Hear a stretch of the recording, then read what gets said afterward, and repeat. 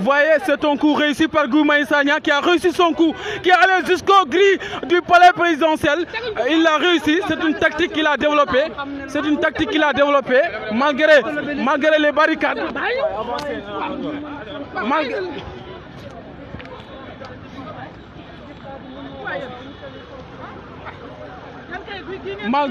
Malgré les barricades, Guy a réussi son coup. Il est allé jusqu'au grille du palais présidentiel. Vraiment, ce qui n'est pas été facile, mais heureusement, il a réussi son coup. Malheureusement, la police. Maintenant, la guerre retourne. Maintenant, la guerre retourne aux journalistes. Maintenant, il commence à même compliquer la tâche aux journalistes. Oui, à s'en prendre aux gens qui n'ont rien fait, qui sont des professionnels qui sont là pour mener correctement leur job. Malheureusement, voilà. Malheureusement, ils s'en prennent aux journalistes qui n'ont rien fait. Oui. Le sorteur, c'est de couvrir la manifestation de Guy Marius Sagna et ses camarades qui ont dénoncé la hausse du prix de l'électricité. Voilà, mu nekk loo xam ne du yoon du dëgg du yoon ay taskati xibaar bëgg def seen liggéey seen yoon nekk ci ñuy dagg sa leer di la mbëkk di la sànni di la bëmax yàq sa matériel loolu nekkul dëgg du yoon c'est une injustice boo xamante ni moom la ñuy métti nañu ba pare di bu ma caméramanu Sénégal bi ak seen reporter bi loolu du yoon Guy maintenant ressort mi ngi noonu est en train de voyez qui avec les oui nous sommes des professionnels, nous faisons nos jobs, s'il vous plaît, on va vous respecter, très bien, mais dans le calme et également dans le respect. Voilà l'ambiance qui règne ici, l'ambiance qui règne. Oui, ce sont des journalistes qui sont aujourd'hui menacés, qui sont poussés. Voilà, ce sont des professionnels qui font le job. Voilà, vous devez vous adresser à ces manifestants qui ont réussi leur coup, qui sont allés jusqu'au grille du palais présidentiel, ce qui n'a pas été facile. Ils ont développé une nouvelle tactique de jeu qui n'a pas été facile.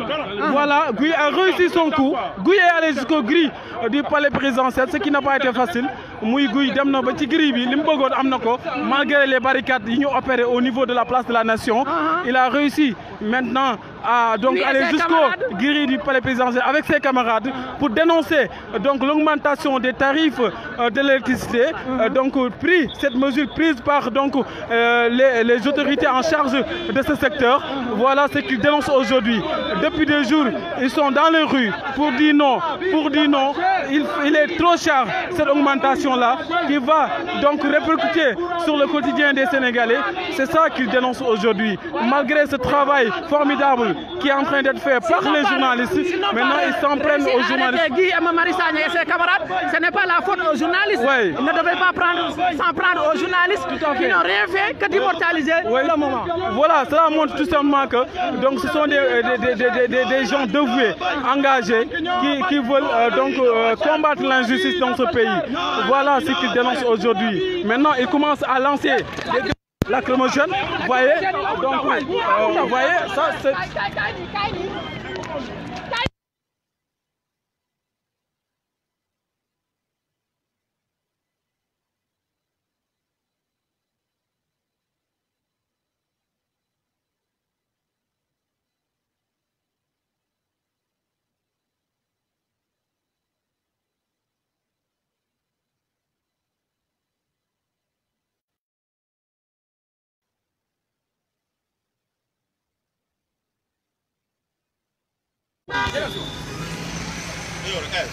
Venez par là, monsieur. Non, ouais, venez par là.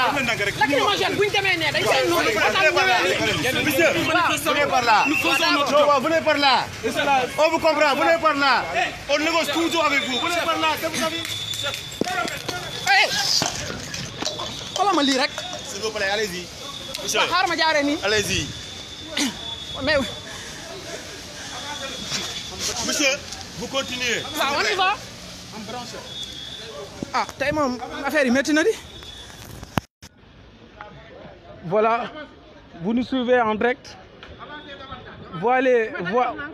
Voyez ce qui est en train de se passer ici.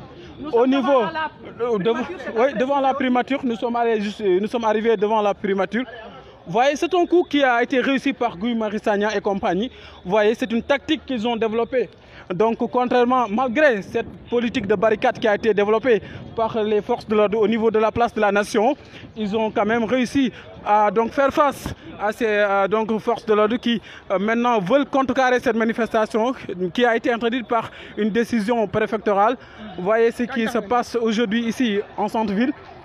ngeen gis ko ni mu nekk loo xamante ni doy na waar lool di nekk nag loo xamante ni yéemu na tey jii da maintenant c'est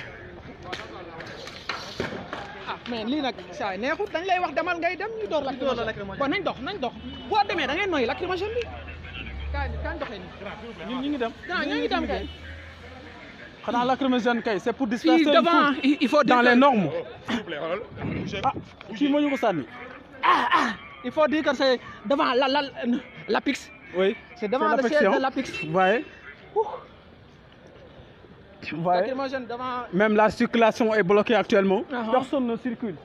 Les véhicules ne circulent plus. Voilà. Ce sont des professionnels qui font correctement leur job. suma juumul ñi fi des ñëpp journaliste la ñi door lacrymogène ñi ñëpp ay journalistes lañ qui sont aujourd'hui menacés. Il y a que des journalistes qui sont là et ils sont attaqués par ces forces de l'ordre malheureusement. Ils leur empêchent de faire leur job convenablement. C'est pas lié que ni le fait que ñu semé leen en plus xamuñu ils ne savent pas que ce qu'ils font là c'est juste donner plus d'informations donc au peuple sénégalais. C'est juste donc donner, c'est appuyer. Ne sont plus là. C'est juste leur donner raison. daw bu daw laa def. lu tax nga daw. waaw yow dama gis chemise bi di ñëw de ma seey. waaw d'accord moom yow ban classe ngay def. Chose promise, chose faite. Donc ça a été une promesse. Ils avaient dit qu'ils allaient marcher, même s'il s'agit de deux ou une personne. Ils disent qu'ils allaient marcher jusqu'au grille du palais présidentiel. Maintenant, vous voyez, c'est ça malheureusement ce qui est en train de se passer ici. li xew fii nag doy na waar buur doy na waar ñoo ngi jéem a dem boulevard de la buur ñu ngi delluwaat foofu ñu nit ñàkk nañ jom waaye nañ dem rek liggéey kat day ñàkk jom non foog ñu informer aussi population bi ñun notre rôle c'est d'informer gars yi xaw nañoo yàq sa portable bi léegi yàq sa live bi sama live bi waaye gëree nga sama live bu njëkk bi policier bi dafa ñëw foqati sama téléphone bi waaw ba ma xam dama jógeel fii teguñ ko fenn nag teguñ ko fenn c'est vrai que peut-être bu ñu nekkee situation yi duñ xam ñan ñooy manifestant ak ñan ñoo nekkul manifestant mais aussi bu ñu gisee kuy filmer di jël micro balaa nga koy ba max di nangu portable am di ko dóor ne ko ani sa carte ba pare. waaw wala moo gën nga identifier manifestant. identification moo ci am solo parce que ce sont des professionnels qui font leur job correctement. te boo xoolee sax tey ni ñu solo day leer na ñii soluñ manifestant. waaw même bu yaakaaree ne. mën na am des intrus sama alaaji bu rafet. sama koppati bu rafet màggal ajuma ju sell ji. dëgg yàlla nga ñëw ba max ko nangu téléphone am ba max ko. Wow, maintenant, voyez, oui, c'est la circulation qui est bloquée actuellement. Mais nous sommes en face du palais présidentiel, à quelques encablures donc, du local du palais présidentiel. Maintenant, il s'agit également des forces de l'ordre qui sont là-bas, qui sont sur place, qui barricadent maintenant ce lieu qui commence à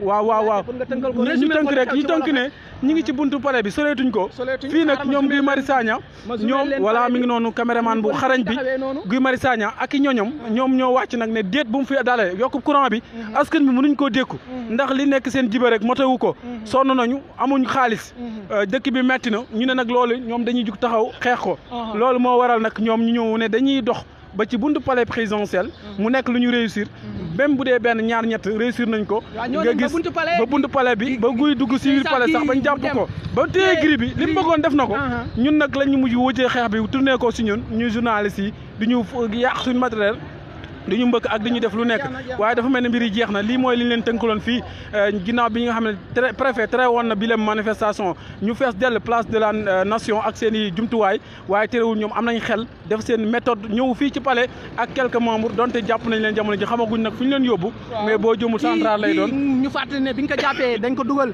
ci biir poste palais bi poste président de la république dañ ko dugal ñam na ca ëttu palais waaw moom jot nañ ko dugal ci biir palais ak ci biir fii nga xamante ni fa la gendarme yi nga xamante solo ñu tëni fa la ñuy monter fa lañ ko dugal ndax dafa ñëw fekk garde rouge xam ne nii mbaxana ma wadd na garde rouge loolu xam naa waaw gis naa parce que nag dañ leen a bett niñ leen bettee xam naa ni ñuy kii te nag gii macha allah nekkul ku ndaw ndax biñ ñëwee ba toll intendant la Georges bi ñuy waaj jub primature du gouvernement la gaay bëggoon tey mënuñ ko téye nag daa mel tolut ni man nag guy tolut ni man après ci la mujjee fippu ñëw ba nga xamante ni mooy buntu palais ñu jàpp ko fa biñ ko fa jàppee ñu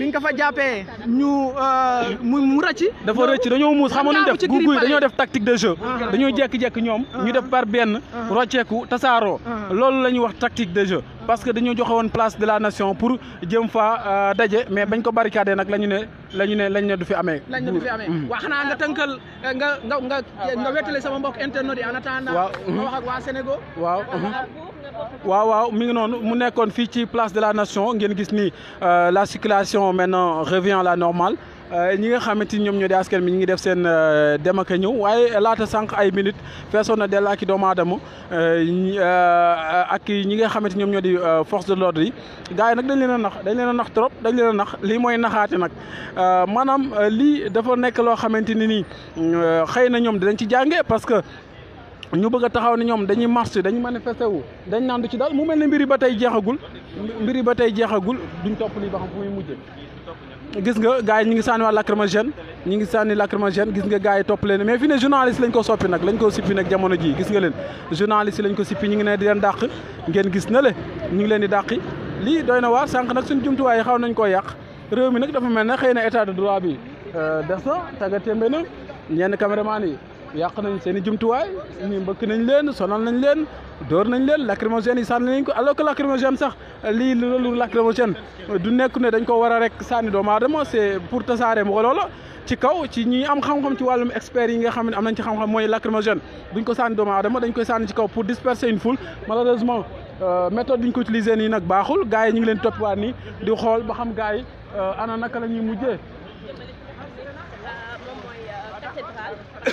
waaw nous nous acheminons vers également donc au niveau du cathédrale pour voir ce qui va se passer là-bas parce que nous avons tout à l'heure aperçu également quelques forces de l'ordre maintenant qui étaient en train de lancer des grenades lacrymogènes di fàttali ne grenade lacrymogène di fàttali ne peut-être parce que gars yi peut-être gii lañ ci xamee ak Babacar Diop ñoom lañ teel a jàpp mais am na yeneen manifestants yu àndoon ak gii je pense que manifestants yooyu ñooy continuer di dem na le ñoom la policiers yi topp di leen door grenade lacrymogène te su ma juumut ñu ngi toll place Washington muy en face ministère de l'intérieur. waaw noonu la amee jamono ji nag nekkatuñ côté palais da manquant ñuy tur réew mi ñu ngi toll Café de Rome ñu ngi côté Café de Rome yaa ngi def publicité nag buur il faut parce que am na ñoo xam ne foog nga defal leen dañoo war a jaar commercial ba pare nag doo ko tudd nag commercial la ñu war a jaar waaw fii mooy César waaw ñu ngi ci boulevard de la République bi jëm nag côté ministère de l'intérieur foofu mooy ki yor kaaraange gi xam naa foofu it du yomb de ndax ñii foofu mooy seen mankaan day am ay policiers yu fa pointé xam naa ne aussi buñ jàddul nii dem Sandaga je ne pense pas que ñu mën a continuer seen c'est que liy danger ci mbir mi liñ ci mën a séntu mooy nii ñuy gën a avancé dugg ci biir ville bi mën na gën a di recruter ay manifestants am ñu ci gën a wàllu yaane xam nga loolu tamit tactique de jeu la mel ni temps collège aussi buñ génnaan ñun élèves yi buñ génnaan di manifester booy xool li ci ëpp bu xumbee mécanicien yeeg menuisier yeeg gars yi nekk ci bopp ko ñëpp dañ daan ñëw daan si wàll mais puisque fii nag centre ville la je ne pense pas que mu demee noonu mais lu ci mënti am rek mooy am na yeneen manifestants yoo xam ne jàppaguñ leen te ñoom ñoo ngi continuer kon ngeen di ko suivre en direct di comme en live ci Bour TV dara du leen ump lépp luy xew-xew information nationale internationale vous les suivez en direct en live ak Bour TV. tey nag dama am reporter bu bees. nga présenté aussi sama interview Abdoulaye Ndiaye journaliste télévision DTV présentateur journal wolof. waaw parce que xam naa sax feeñ na ci kàddu gi ndax xam nga yow expert nga ci affaire yi. yàgg nga di ci rajo aussi. waaw di couvrir genre yi. di wax waaw mais waaw loolu la. oto bi. waaw gis nga day du yomb mais liggéey moo mel noonu. nee naa ñi seen job la ñuy def seen liggéey la ñuy def. nañu jàpp ne liggéey la ñuy def. nañu jàpp ñun ñëpp ci liggéey bi lañ bokk. muy policiers yi muy manifestants yi muy gendarme yi. policiers yi suñuy mag lañ. waaw suñuy mbokk lañ ñun ñëpp ñoo ko bokk lañ. waaw kenn ëppalu ci kenn dara. waaw te nga dem rek. waaw xoolal borom oto boobu mu ngi xuloog journaliste ñoom seen yoon nekku ci ay nañ leen may jàmm. non xam naa ajuma ji la nag. ajuma dafa tàng. ajuma dafa tàng moo tax kilifa yu bëri duñ ci faral def dara. ñu bëri tàmmuñ lacrymogène yi nag xam naa xeet gee leen dugg rek seen xol yi di xaw a génn. ñun moom miin nañ ko lool buur ndax place de la nation moom. guux nañ fay lacrymogène ba taay. saf na fi sàpp waaye nag lacrymogène biñ mujjee door sànq saf na sàpp parce que man sama xef yi la jàpp sax man xawoon na ma jaaxal lool. man mi kay ba nga naan ma ñëwaatal daanaka gisutuma woon fu ma doon jaar. waaw parce que xam nga boo gisee man nañ delluwaatoo. mais technique la technique. mais puisque vent bi ñi policiers yi ñoo ko moomee woon. il fallait que ñu xaw a replier wu pour bañ a nooy aussi lacrymogène parce que baaxul aussi ci ay poumon. baaxul ci poumon moom kay war nañ di génnaale ak ay maw biridel ak yooyu noonu. xeetu mee yooyu di ko naan mais lu ci mën a am na ñu ngi agsi nañ nag fii ci rond point buntu mankaanub jëwri ñuy gàll wàllum biir réew mi ministre de l'intérieur. jamono ji ñu ngi foofu. waaw dafa mel ni suma juumul manifestant yi newatuñ fi. waaw tasaaroo nañ de fi mu nekk nii ñoom liñ bëggoon am nañ ko mooy que mu am information bi jàll ñoom loolu lañ bëggoon rek. waaw ñoo ba buntu palais rek c'est du lu ndaw te je pense que réussir nañ ko. du lu ndaw buntu palais du lu ndaw. léeg-léeg ndax caméra du monde. parce que Bour TV nga fi. RDV yéen a ngi fi woon DTV nga fi woon. ñoom ñëpp ñu ngi fi woon. Dakar Actu 2STV ñoom ñëpp ñu ngi fi woon. ñëpp parce que benn boo xool aussi. journalistes yi ñoo fi ëppoon manifestants yi. waaw parce que manifestants yi su ma leen doon xayma.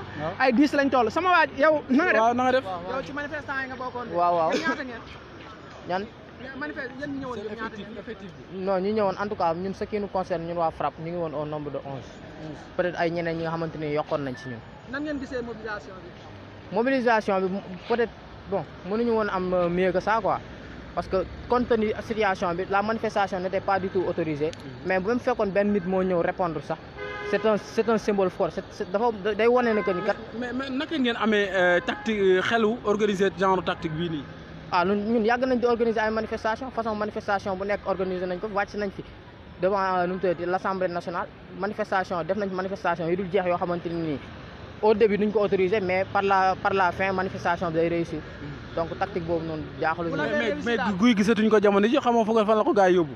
comme niñ tàmm di def rek intimidation donc ils l'ont encore pris pour xam naa sûrement dañ ko war a yóbbu au commissariat central donc ñun actuellement fa la ñuy jéem a dem pour xool sûrement foofu la bien sûr c'était le plus important parce que objectif bi moo nekkoon ñëw biir palais donc ñëw buntu palais moo nekkoon objectif bi donc ñëw nañ buntu palais te gis nañ sax Guy Marius Sagna dugg na ba ci biir palais bi n'est-ce pas donc sa propre volonté bëggoon nañ ñoo téye depuis le début mais il ne pouvait pas parce que mobilisation moo tax.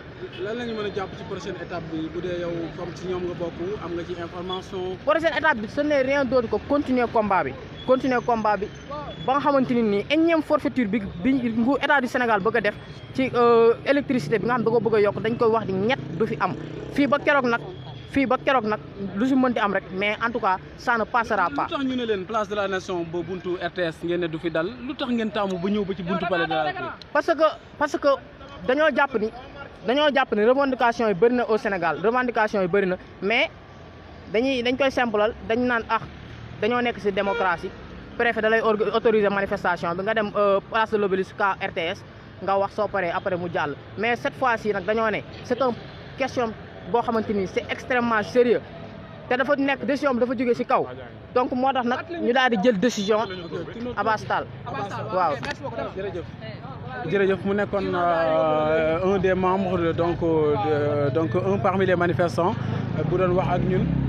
jamono ji si fii nga xam ne moom moo di buntu ministère de l'intérieur buur mu mel ne xam naa affaire yi de xam naa bu jeexuti de soriwu ko de jeex na xam naa man damay cerveau yi jàpp nañ leen waaw moo doon Guy Marius Sagna waaw Babacar Diop JDS waaw jàpp nañ leen finalement xam naa dañuy mujjee décroché xam naa damay mujjee tàggoo rek waaw incha allah nga wuti meew naan ko waaw baax na ci meew mi waaw te di la masaw aussi xam naa li yow tamit nag li la ko yóbbee mooy bëgg a jàppale Bour TV ci liggéey bi Bour TV rek xam nga joxe information askan bi ñu bëri yëguñ dara il faut ñu informer leen loolu la rek waaw incha allah waa kay kon jërë ngeen jëf jërë ngeen jëf kon yéen ñi nga xam ne yéen a doon seetaan Mbour TV ànd ceeg sama reporter bi ni ngeen ko gisee ci première image yi xaw ma ndax parce que bi policier nangoo sama téléphone ba ma live bi dafa coupé woon léegi su nekkee ne su supprimé wul rek en principe war naa nekk ci sama page bi naa ko jéem a xoolaat mais li ci mënti am aussi Chérif ñu jox la kàddu gi.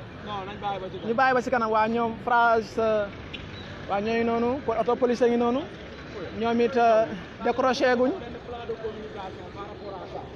waaw mais boo leen moytuwul journaliste yi dinañ dem seen yoon. waaw mais mën nañ leen contacter. bu leen daw taxaw leen taxaw leen. da ngaa tardé de. waaw léegi fii ba tey journaliste yi ñoo fi ne policier bi ñëw na wàcc na ñu xool fan lay mujjee ak ñun parce que ñoo ngi jokkoo ndax dañu fiy jëlee journaliste yi waaw.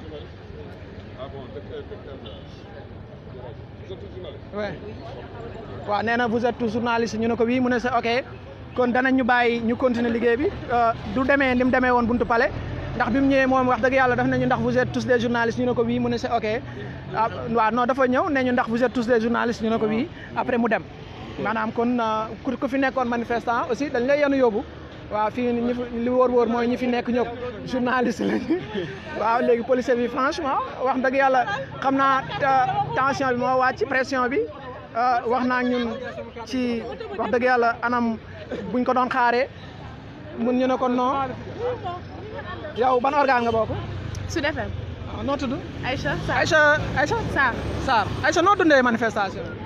Bon nekk na loo xam ne vraiment métti na parce que bon ñëw nañ ñi ngi door a ñëw mais dañoo ñëw rek comme boo ñëwee daal lacrymogène yi ñoo la njëkk a teeroo yooyu jàpp sa bakkan bi et tout donc sànq ba tey aussi policiers bàyyi ñu presse beeg yooyu donc vraiment nekk na loo xam ne métti na quoi bi ñu ñëwee ba tey moom gis nañ ni mu demee moom vraiment neexul ci xol.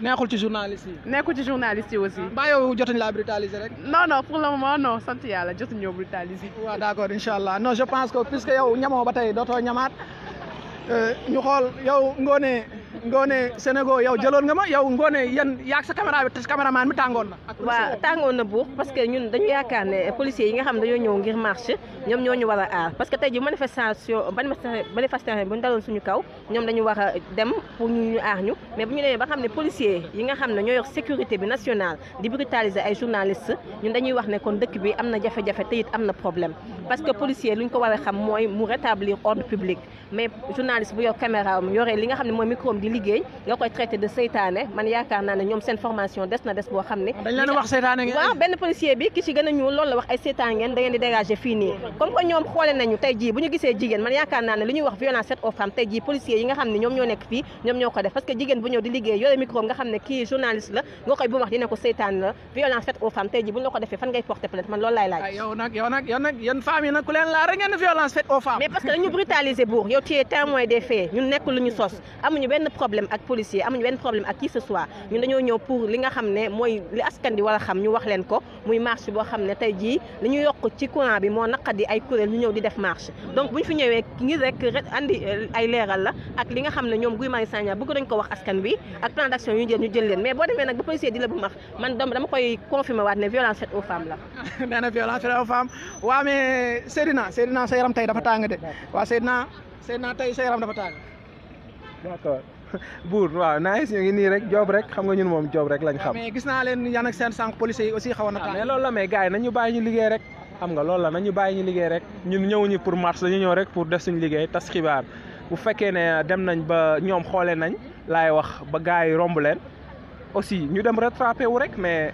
gis nga ni mu demee mujj gi garde rouge yi ñoo ñëw jàpp gi dugal ko ci biir xam nga loolu la ñoom la quoi mais ñun suñu liggéey lañ def nañu bàyyi rek ñun ñu def suñu liggéey dóoruñu kenn xasuñu kenn dañuy def suñu liggéey mais nag waruñu ñëw brutaliser ba nga xam ne dañuy am problème suñu may gi daanu suñu électeurs yi sa caméraman bi aussi xaacu na xam naa benn exactement am na aussi xaw na yéeg parce que mooy loolu nit guy filmer nga ñëw téye caméra am ba émetteur am daanu mu am problème xam nga loolu aussi mooy loolu quoi gars yi daal nañuy bàyyi xel ñu dañuy liggéey waaw sol nañ uniforme buy wan ne ñun ay journaliste lañ kon war nañu bàyyi voilà ñu sol suñu tenue voilà bu wan ne gars yi buur sax mën nañoo wax ne. waaw manifestant. waaw si mais war nañu ràññee bu ñu solee suñu uniforme yi dañu war a xàmmee right voilà kon war nañ mën a xam ne kii journaliste la nañ ko bàyyi mu job right noonu la demee. sama waay nag bi mu jógee États-Unis yàggu tax ngeen dégg prononciation yu métti soxna si yow foo ne. foo nekk. journaliste la TFM. TFM noo tudd. Aïssatou Ba. Aïssatou Ba noo dundee affaire yi. ah xanaa métti rek parce que la daanaka sonal nañ ma bu baax a baax mais nag si suñu cadre liggéey comme ni ñu koy waxee rek suñu liggéey la on n'a pas le choix foog ñu def. ka yeggaleel nga ne sa cadre liggéey nga ne gars yi ñëw brutaliser la. pas brutaliser wu ma nag. waaw dama laal si lacrymogène yi rek mais kenn brutaliser wu ma franchement voilà. waaw merci beaucoup kooku sunu naataango TFM la ni ngeen ko déggee moom it lacrymogène yi kon chers internautes bàyyil waaw comme ni ngeen ko gisee nii ñoo ngi fii ci wetu cathédrale je pense que léegi manifestation bi war na jeex puisque manifestant yi ñi fi desoon dem nañ ñi ñu jot a jàpp muy Guy Marius Sagna ak am na beneen gars bu ñu jàpp mais kooku jotuma koo xam ak Babacar Diop mi nga xam ne moo yoroon JDS ñoom ñaar ñoom jàpp nañ leen dugal leen ci oto bi Guy Marius Sagna ñu fàttali leen ñu ngi ko jàppee buntu palais de la République fekk ko mi ngi yore fekk ko moom mu jógee place de l'Indépendance ñëw jafandu ci grille palais yi ba garde rouge bi ci boppam moo mujjee ñëw jëlee ko fa ak yeneen gendarme ñu dugal ko ci poste gendarmerie bi nga xamante ni moo nekk foofu ci palais de la République bi mu fa jógee tamit bi journaliste yi baree foofu police yi xaw lañ leen brutaliser tuuti ba xaw fa jàppanteeg suñu mbokk si naataango Sénégal yi bi ñu fa jógee après ci la ñu jël Guy Marius Sagna ñëw dugal ko ci seen pick-up bi xam naa war ko yóbbu police centrale noonu la fi xewee tey fi nga xamante ni mooy place de l'Indépendance ba ci fii boulevard de la République ak seen mbokk seen serviteur Bour TV xam naa di leen jox rendez-vous très prochainement incha allah ci yeneen i news merci beaucoup.